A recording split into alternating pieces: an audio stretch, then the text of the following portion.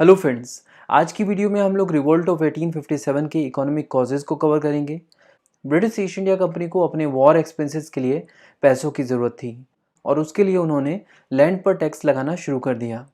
उन्होंने कई तरह के लैंड रेवेन्यू सेटलमेंट्स बनाए, जैसे कि परमानेंट सेटलमेंट, रेयतवारी और महलवारी। ये टैक्सेस काफ़ी हैवी हुआ करते थे और पीजेंट्स के लिए इन्हें दे पाना आसान नहीं था। ऐसे में ये टैक्स पे करने के लिए मनी लेंडर्स से पैसे उधार ले लिया करते थे और मनी लेंडर के पैसों से ब्रिटिशर्स को टैक्स पे करते थे। बट मनी लेंडर्स का उधार उनके सर पर लगा रहता था और जब वो मनी लेंडर का उधार नहीं पे कर पाते थे तो मनी लेंडर उनकी ज़मीनों से उन्हें एविक्ट कर दिया करते थे, उनकी ज़मीनें छीन लेते थे। तो आपने देखा कि कैसे रेवेन्यू सेटलमेंट की वजह से ब्रिटिश ईस्ट इंडिया कंपनी ने पीजेंट्स की हालत ख़राब करके रख दी थी। इस तरह बहुत सारे पीजेंट्स लैंडलेस हो जाते थे। अब बात करते हैं आर्टिशंस की, या फिर ऐसे लोगों की जो हैंडीक्राफ्ट इंडस्ट्रीज़ में काम करते थे। ऐसे लोगों को दो जगह से रेवेन्यू मिलता था। पहला, राजा महाराजाओं से पैट्रोनेज की फॉर्म में, यानी अगर राजा किसी आर्टिशन की कला से प्रभावित है तो उसे सपोर्ट करता था फाइनेंशियली। इसके अलावा ये आर्टिशंस अपनी बनाई हुई चीज़ें मार्केट में भी बेचते थे, जिससे इन्हें कुछ पैसे मिल जाते थे। बट आपको तो पता ही है कि ब्रिटिश ईस्ट इंडिया कंपनी ने बहुत सारे इंडियन स्टेट्स को एनेक्स कर लिया था और ऐसे में इन आर्टिशंस को मिलने वाली फाइनेंशियल हेल्प जो पैट्रोनेज की फॉर्म में मिलती थी वो बंद हो गई। उसके ऊपर से British east India company British goods को भी भारत की मार्केट में उतार रही थी, और वो भी कम दामों में। इससे आर्टिशंस की बनाई चीज़ों की मार्केट में डिमांड कम होती जा रही थी और इस तरह इंडियन हैंडीक्राफ्ट इंडस्ट्री पूरी तरह से बर्बाद हो गई और इंडियन क्राफ्ट्समैन अब अपने काम को छोड़कर दूसरे काम की तलाश में भटक रहे थे। अब देखते हैं कि ट्रेडर्स की हालत क्या हुई ब्रिटिश ईस्ट इंडिया कंपनी के रूल में। ट्रेडर्स जब इंडियन मेड गुड्स बेचते थे तो उन पर उन्हें हाई टैरिफ्स पे करने होते थे, जबकि ब्रिटिश गुड्स के लिए ये टैरिफ्स काफ़ी कम थे।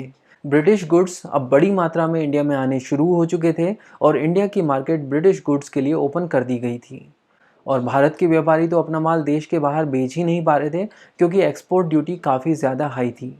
इसकी वजह से कॉटन और सिल्क जो इंडिया से पहले काफ़ी ज़्यादा एक्सपोर्ट किया जाता था, अब उसका एक्सपोर्ट ख़त्म हो चुका था और इन वजहों से ब्रिटिश गुड्स के मुकाबले हमारे Indian made goods British goods के सामने टिक नहीं पाए।